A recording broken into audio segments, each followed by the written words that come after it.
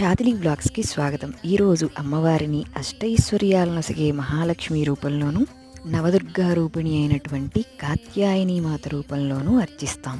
ఆజ్ఞాచక్రానికి అధిదేవత అయిన ఈ తల్లి తన చేతులు అద్భుతమైన చంద్రహాస అనే ఖడ్గాన్ని, తామర పువ్వుని, వరద అభయహస్తాలతో మనకి దర్శనమిస్తారు. ఈ అమ్మ ఆవిర్భావం ఎలా జరిగిందంటే, మహిషాసుడి యొక్క దుష్టచేష్టలను తట్టుకోలేని బ్రహ్మ విష్ణు మహేశ్వరులు తమ కోపాన్ని కొన్ని కాంతి పుంజాల రూపంలో ప్రదర్శించారట.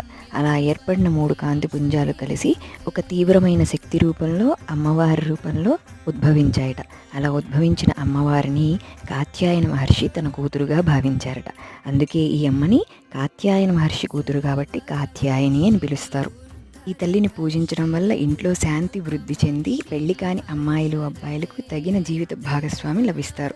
ఈ తల్లికి ఇష్టమైన ప్రసాదం కేసరి. మరొక్కసారి శరన్నవరాత్రి శుభాకాంక్షలు. సబ్స్క్రైబ్.